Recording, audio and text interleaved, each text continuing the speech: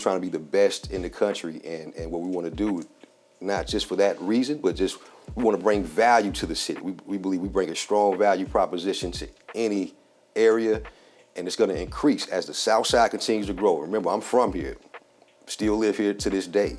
I love this area, I love this city, love this region, and we'll be here fighting to keep it strong and make sure it grows and prospers in the future.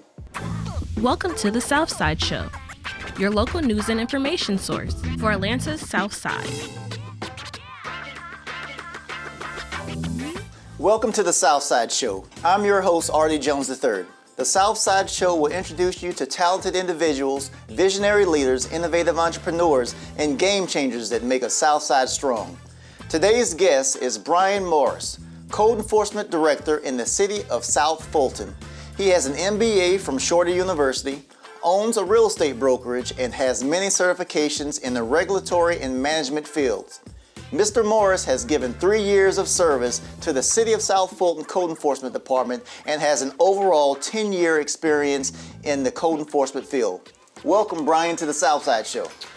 Hey, good to be here, Artie. Thank you for having me. All right. Well, you know, the Southside Show is about elevating what's going on the South Side. With us, we lead the narrative on the South Side. We talk about all the positive things that's going on and all the, you know, the great programs that are on the South Side. Now, for our South Side Show guest, could you please tell us a little bit about where you grew up and where you matriculated? Okay, man, gladly. So I love the name. I love the core, the 285 emblem, the interstate emblem, the Southside Show itself, man. I'm from the South Side. This is where, born and raised here in South Fulton, graduated from North Clayton High School. Wow. But I grew up on Old National, you know, so for 40 plus years I've been here on the South Side. So this is my home, man. So I love it. I love it here, and I love the city. I love the area. So graduated high school from North Clayton High School. I immediately went to FAMU for a short period of time. Okay. Ended up changing my path a little bit, and ended up finishing up at Shorter University, where I got my MBA in Rome, Georgia. Okay. Now, when you started off school at FAMU, what was your major at the time? Actually, I started off it was a 5-year master's program. It's called SBAs. I can't tell you what the initials stand for this time. It's been a while. But I started out in that 5 years master's program for a master's of business administration. So I ended up coming back and finishing that up, you know, years and years later. But I did finally finish that MBA, finish it up. So what was your professional pursuit when you were, when you enrolled into that 5-year program? Well, you know, I always had an interest, you know. As with most people coming out of high school, you don't really know what you want to do fully. So right. All I knew was that I had an opportunity there to matriculate and get a nice degree from a prestigious university. Mm-hmm. And didn't really know at the time. Didn't really know, but I've always been entrepreneurial in spirit, you know, so I always wanted to own my own business. And real estate was something my family was in real estate, so I always kind of leaned in that direction of one day pursuing something in the real estate field. Okay. All right, and then you graduated from Shorter University, mm-hmm. and you immediately went into the real estate field? Well, in between that time from going to FAMU, I jumped out of FAMU and pursued some other entrepreneurial things. Okay. Had a few roadblocks and hiccups along the way. We all do. And just, but looking back, Artie, it was all a learning experience, and it contributes to who I am now. So not finishing school and not, truly going through that process, I went into a different field, went into the entertainment industry. Had a couple of music acts and entertainment acts and things like that. So I was attracted to that as well. So I had a lot of interest at the time, and I didn't have that focus, to be honest, at that time. But, those roadblocks and different experiences gave me a lot of different background on dealing with different people. Right. I like to say, man, from the streets to the suites, I can deal with them all. And so those experiences helped me. So once I got out of school, I got into the real estate field, selling houses, got my real estate license in 2000. Started dabbling in that field, real estate development. At that time, real estate was on fire. Right. For anybody that knows that period. 2000 to 2000, yes, sir. So it was feast or famine. So I feasted during that period. And then when 2008 hit, man, I lost my shirt, my shorts, and everything else that came along with it, as did many other people during that crisis. So I was heavily affected by that, and what I did from that point was try different entrepreneurial things. I was just trying to make it, man. Just trying to make it. So whether it was music and entertainment, whether it was online sales, I did a little bit of everything between that period just to put food on the table. And so what happened from that point, ended up starting a family and had a son on the way. And my wife told me, hey, we need a steady check. Yeah, we're making it happen, but it's by the skin of your teeth every single month. So we need you to go ahead and bite the bullet. I know this is not your thing, 9 to 5. You're an entrepreneur. I had a club that I owned and operated at one period of time, but man, Brian, she said, you've done it all. I've done a lot. So, but at some point, the boss said, hey, listen, it's time to go ahead and let's. We got a son on the way in 9 months, so we need to do something. And so, with my background in construction and real estate, I had a family friend that was over code enforcement in Fairburn. And she liked my work ethic, and she saw what I did just in other areas. Said, man, why don't you come join us over here? And my wife agreed, so of course I agreed. And I took it. It was 2012, and I never forget, the salary was $28,900. And I happily accepted it because I needed it at the time. And that's where it started. So it started as kind of a temporary Band-Aid. Hey, I'll just do this for a little while, get on my feet, and eventually the real estate market will pick back up. One of these other ventures that I'm always looking into, one of these irons in the fire will eventually get hot enough that I can just, leave this behind right here. And that was the plan. And they say man plans and God laughs. Right. I know exactly what you're talking about, Brian. It seems as though that you had to really, over this period of time, you really had to find yourself. And you never know where God wants you to go. You kind of have to be submissive and let him lead you. That's an impact, man. You've owned a club, you've had, a brokerage, you have, online sales. You have done a little bit of it all. Now I want to jump into what I feel is your passion. And I'll let the Southside Show guests know this, is that you and I are colleagues. I'm economic development for the city of South Fulton. You are code enforcement for South Fulton. The first time I met you was out in Texas. There was a conference. And what was that conference? What was the title of it? It was VPLI, Vacant Property Leadership Institute. VPLI. That was the first time I met you. Yep. We actually did a joint application, and we were able to get a grant to go out to Texas. But ever since I met you out there, I've had the utmost respect for you, because it seems as though that you have a real passion for code enforcement and what it is that you do. I look at what you do in code enforcement like what I do in economic development, is that I go to sleep at night and I think of ways to make things better, to have a positive effect on people's lives. And lots of times, whenever you see code enforcement coming around, you don't have the highest expectations that, code enforcement is there to help you. You feel like they're gonna write you up and give you a ticket and tell you need to do something that I've been probably procrastinating about. But you have really, like I said, elevated code enforcement for the city of South Fulton. And I know that the citizens there are very happy with your work and proud of what you are doing with the department.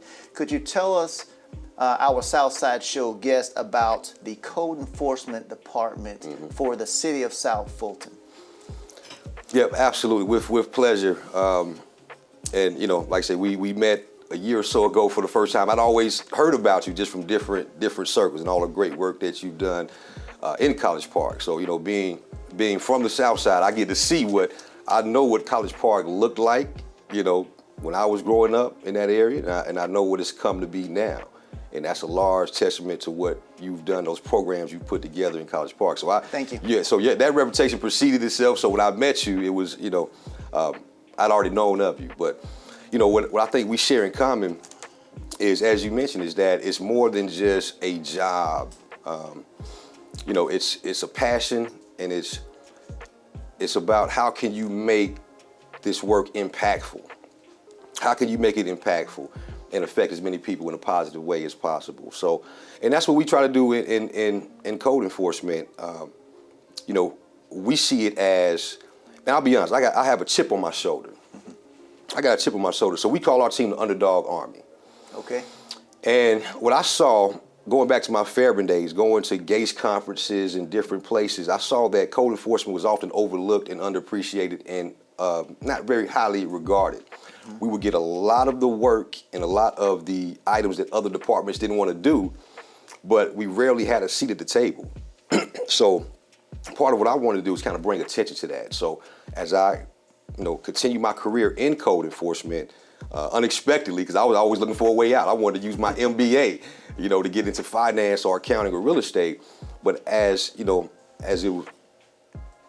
fate would have it, I stayed in the field and opportunities opened up. But what I saw was that code enforcement doesn't get the resources or the limelight that some get, or the respect that some get, right, for the work that we do. And so part of my mission is to redefine and broaden the definition of code enforcement as not just an enforcement arm, not just the tall grass, the HOA for the city. Yeah. Before we go any further, for our Southside Show guests, let them know what code enforcement is responsible for, so they'll have a true understanding of what it is that you guys do, as opposed to what they might think code enforcement is. Okay, sure. So code enforcement is, to contradict what I just said, we are in the most simplistic form, we are the HOA for the city. Okay. So everything that, if you live in the HOA, a covenant community, they tell you to cut your grass, keep your cars in good condition, keep them off the grass, keep your buildings in good repair, don't let your gutters be falling off, your roof is damaged, keeping the aesthetics of the properties up. So we do that in residential and commercial areas. So for our business area, we want to keep it free of trash and debris. Make sure that there are no signs in the window that look, disorderly and just don't quite look right aesthetically. So that's what we do. We keep the presence, Gotcha. The appearance of the city in good condition. The exteriors of these facilities. The exterior. And so we deal with health and safety. If somebody has electrical or plumbing issues that in an apartment complex, we may have some troubled apartment complexes where we need to go in and, we've had folks just pack up and sell because we made it hard for them to maintain it in a slum-like condition. Right. So we want to keep up the health, safety, and the aesthetics. And what that does for the city, the broader vision, is that it increases property values. It increases the pride in the city. It has a direct correlation with the crime element that's able to be in that area. Yeah, and the perception of safety and the perception of crime, when it's a cleaner area, you automatically feel that it's a safer area. Right, exactly. And even in the mind of I've taken classes and certifications on environmental design, which leads to crime prevention. And the mentality, we talk about the broken windows theory, that if a window is broken in a house or in a car, it tends to lead to more crime. People say, well, hey, they don't care about this, right? So let me break another window. And while I'm at it, let me flatten the tires and take the hubcaps off. It leads to more crime. So you take that concept to a neighborhood, when you have houses in disarray, it opens it up to somebody saying, well, hey, listen, they don't care about this neighborhood. Maybe I'll open up a dope house here, right? Maybe we'll do some human trafficking here because they're not cutting the grass. Nobody really cares about this neighborhood. So maybe I'll do some other things that will slide under the radar as well. So we broaden that mission of what we do to not only affect crime and police, but economic development and community development as well. So when I talk to my people, I want you to know that this is, regardless of what anybody may say, this is a very complex and very important job that we're doing for the well-being of a city. Once you lock up the bad guys, you put the fires out, the next thing people want to know is about quality of life and how am I comfortable, am I safe, do I want to live, invest, and play in this city? And that has to do with the aesthetics, and we play a large part in providing those high aesthetics. Okay. How many staff do you have in your code enforcement department? We are currently 25. Wow. 25 total. That's an army. That's It an is. army. That is, I've worked in several local governments in the state of Georgia, and by far, your department is probably 4 times the size of the largest department that I've ever been a part of in another city. Right. And one thing I've noticed about your code enforcement officers is that they smile and they look like they're happy and they're motivated. Could you tell me a little bit about what it is that you do differently that maybe other code enforcement departments might want to consider to improve their, progress towards, code enforcement? Yeah, I think it's a combination of things, Artie.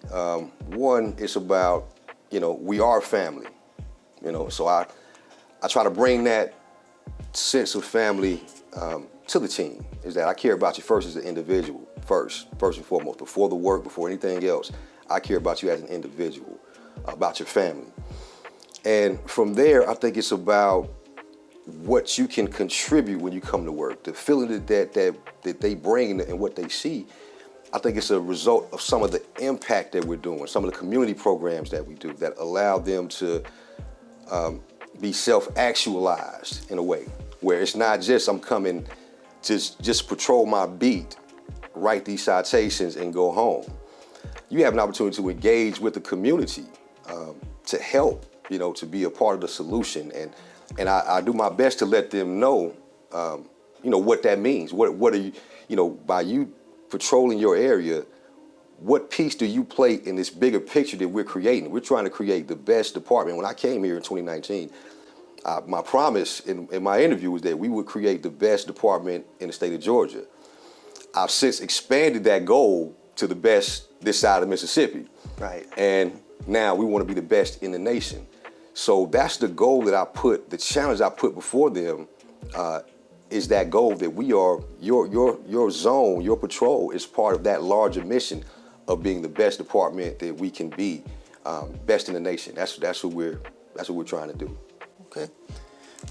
Tell me about some of the programs that you guys have. The average citizen out there knows that code enforcement is there to tell them that they need to cut their grass, that they need to move their car off of the grass, that they need to have, a current, tag for their car. Sure. But talk about some of the other community type projects that you guys are involved with. I think that's very interesting. You guys are a lot more involved in the community than any of the other code enforcement departments that I have been, involved with. Sure.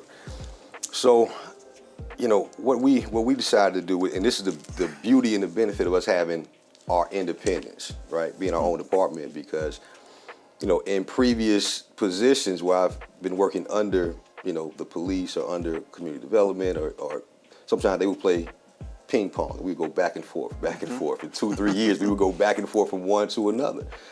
But we never had a seat at the table. We never had a chance to say, look, this is a project we want to do. Or this is when it comes budget season, this is something that my team needs. Never really had that full opportunity. And most code enforcement units do not. So what we've been able to do, thankfully, is that we've been able to see needs in the community and say, well, hey, look, we have an elderly person, a senior citizen that has helped to pave all these roads that we drive on and build these schools that our kids go to. With their tax money. With their tax money for the past 40, 50 years. And, we get called out for a violation because they can't cut their grass.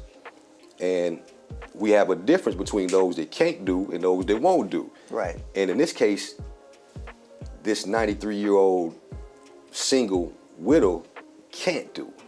So we have the autonomy to be able to say, well, look, let's put a program together for that.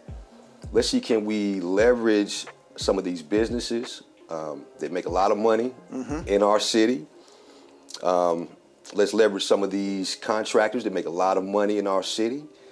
And let's see, can we put all of these parties together, all these stakeholders together, and let's put a program together that helps out our seniors in our community, our seniors and our vets. And so what was born from that was a program called Cold Cares. And that's basically what we've done, is that we take applications from seniors or veterans that can't afford to make minor repairs, cut the grass, minor carpentry, cut trees and things like that. And we just bring a team out there to help them.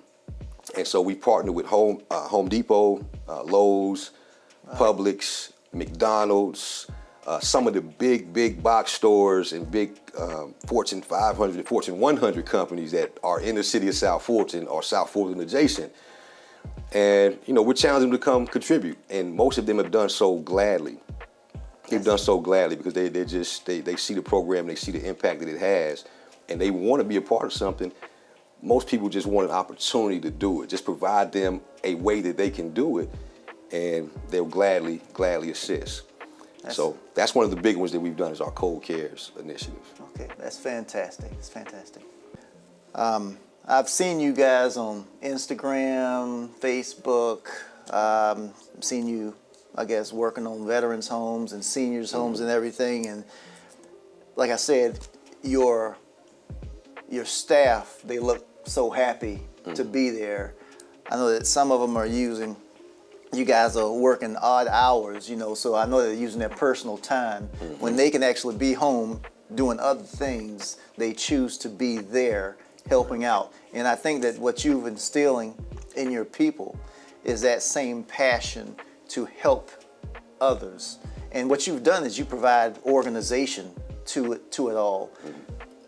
Your big box stores like your Lowe's and your Home Depots and everything, they have lots of resources, but they don't want to invest in organizations that aren't organized.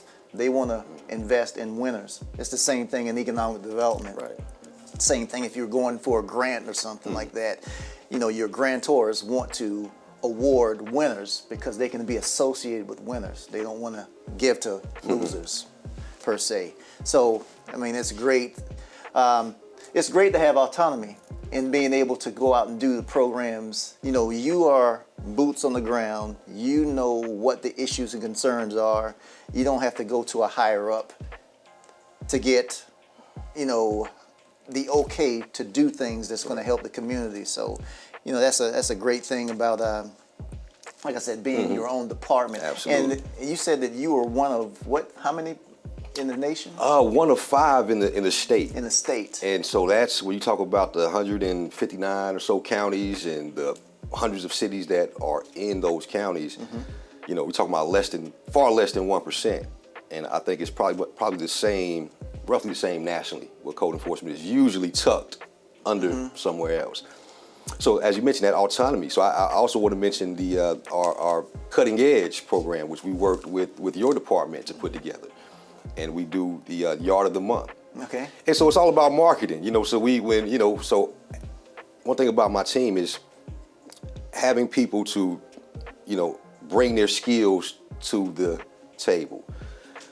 I tell them all the time, Art, I say, listen, you're a leader at your church, at your organization, at your fraternity, at your sorority, at home. Whatever you're in, you're a leader somewhere. I don't want you to take that hat off when you come in the door and take those and leave those skills behind and say, now I'm just going to be in this box of a code enforcement officer or admin or whatever that is. If you have tech skills, if you are a drone pilot, so we had a drone program, we have an on-site drone pilot. Yeah. He brought those skills in with him, and we got him licensed and things like that. But, we want you to bring all those skills and put those into play for us. And I think that's a part of it as well, that they're able to exercise some creativity. And that autonomy allows us to, as you mentioned, I don't have to go ask for permission to go work with, Artie Jones. Let's go get something done and work outside of our silos and actually get some great things done for the city. So it's a beautiful thing. So I want us to be an example for other code enforcement departments on what you can do if you unleash, because we touch, one thing about code enforcement that people may underestimate, the fact that we touch economic development, community development, public works, zoning, planning, attorneys. We touch law enforcement, fire. We touch every single department. So having us with our independence allows us to fully be able to engage with those different departments, and it makes the city better when you can really fully utilize code enforcement. Yeah. Well, I know that, I guess, in the looking at the overall structure of the city, I think you probably answer to the city manager. And then, of course, we all answer to the city council, in which they answer to the public. Right. But I think that the city did an excellent job in choosing you for the job of director to be able to lead during this time. Thank you. I've seen you recently had your 1 year anniversary. Yes, sir. What did you call it? You called it the what was it entitled? Victory Lap. Victory Lap. Yep. Exactly. Where all of your code enforcement got up and they kind of talked about all the victories, the great things that they've done over the year, and you had a lot of speakers there, and everybody. It was just a festive event. Great program. You guys are, like I said, you're knocking it out of the park. But that is something. That particular event was something that I've never seen before at all in code enforcement. I haven't even seen it for a department in general where you celebrated the things that the people have done. I think that that's game changing. That might be, I'm not sure if you're the first, but if you're not the first organization to do it, like I said, as far, it's under 0.5% of all code enforcements probably do that out there, or even departments. So you'd be commended for that, for being, like I said, proactive. Your people are your lifeblood as far as what you do out in the field. And I know that I pat you on the back all the time, but I know that if it wasn't for your people, Absolutely. you would not be successful. You have to be able to, it's kind of hard not to be a micromanager, to kind of sit back and let people do their own thing. But when you let people use their creative juices to get these things done, and you feel confident enough to let them do that, you help them to grow and to, one day end up in your position, or maybe even better. Absolutely. Yeah. Absolutely. So what's the next big thing that code enforcement, what is the next obstacle? What's the next thing that you want to try to accomplish as a code enforcement department? Wow, that's a great question, man. That's a great question. We have a lot of goals for our new year, 23. We start in October. Our fiscal year is our New Year's. So we have a lot of goals that we have in front of us. We want to just kind of continue on the path and build out. As you were, kind enough to join us at our Victory Lab celebration, which is exactly what it was. It was a celebration of the team and what they've done, so they can, pat themselves on the back a little bit, So we're going to kind of fill out those programs. So we had a section where we talked about our committees. And so this kind of leads to that buy-in, where we have about 10 committees that we have. So I don't want every decision to have to come through me, because there's a lot of decisions that have to be made. And empowering those committees, those 4 or 5 people committees, to whether it's the senior citizen committee or the shopping cart committee, or we're going to do something we're going to expand Code Cares to go into the high schools this year. So that's going to be part of our outreach committee. We're going to head that project up. So the more that we continue to grow, we want to fill out those programs and just become a bigger asset to the city, a bigger asset to the people. Because as you mentioned, I report to the city manager's office, they report to city council, but ultimately, my bosses are 108,000 people that live in this city. And that has to be the primary focus, people first. That has to be the primary focus, that what can we do to benefit the people? Even when we're carrying our big stick out there, it's still for the greater benefit of those 108,000 people and their safety and their property values and their peace of mind. So we just want to expand those programs. So if we can help impact the schools, that also has an impact on economic development and community development. if we can get some mentorship programs, if we can help assist some of those that need help, we may have a small impact on boosting the scores of the schools and boosting the performance.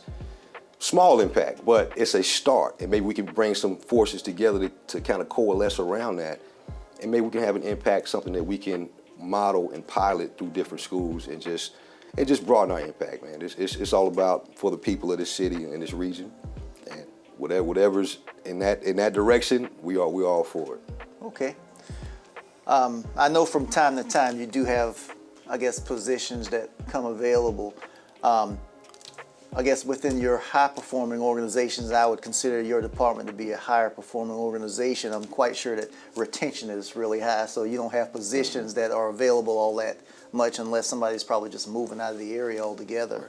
So if someone were interested in exploring code enforcement, getting into that field, what would be some recommendations that you would make for that individual?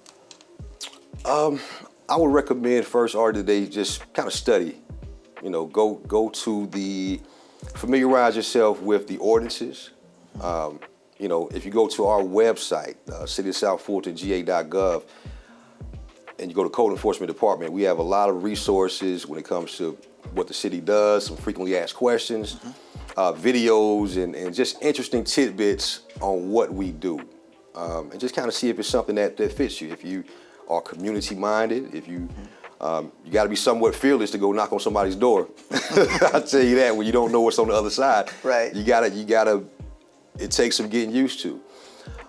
Being able to wear many hats, being able to be a counselor, being able to be a enforcer at times, but also having that humanity side to be able to relate to people from the streets to the suites, no matter who you're dealing with, from the attorneys to the person on the corner.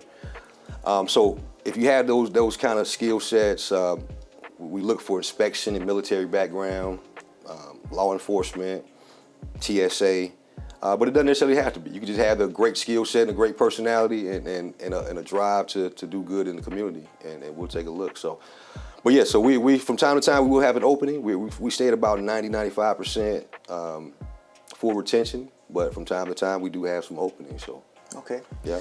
Now, you guys, are you on social media? We are through the city. We're trying to negotiate with our communications team to get our own platform. So we're trying to, maybe this year they'll let us go ahead and establish our own channels, so we can, because we got some stuff that we would be putting out there on a regular basis. So, but we send everything we do through communications. But okay. Hopefully this year we'll be able to get our own, social media. And again, that's why I have asked some young folks. I have no real interest or aptitude for social media whatsoever, other than Facebook, which my mother is on, so I guess that makes it an old folk platform now. All right, don't be nodding your head over there. But all the other stuff, the TikToks and the Twitters, and listen, it's not me. But I have people on staff that are very well attuned to that, and would love, are biting at the chance. We have content ready to go. They're biting at the chance to get our own stuff, right? And it'll be tight when they do it. We're just waiting on the opportunity to do it. So I'll keep negotiating and keep pushing. I'm usually pretty persistent, so we'll get something done this year. Okay. Is there anything that you would like to leave our Southside Show guest with as we wrap up? Well, first, I just want to thank the Southside Show, and I want to thank you, Artie, for having me on and being a great host. Man, I think it's just, I look for any opportunity to amplify.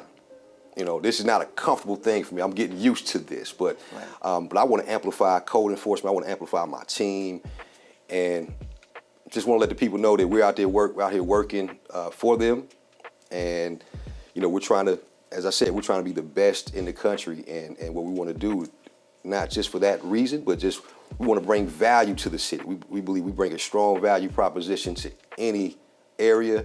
And it's going to increase as the South Side continues to grow. Remember, I'm from here, still live here to this day. I love this area. I love this city, love this region. And we'll be here fighting to keep it strong and make sure it grows and prospers in the future. All right. Well, great. All right. Well, thank you, Brian, for being a guest on the Southside Show. Yes, sir. Thank you. All right. And it's a wrap, folks. My time is up. I'm Artie Jones, your host of the Southside Show, bringing you the latest and the greatest that the Southside has to offer. And if you don't remember anything else from this episode, please remember this. Don't sleep on the Southside.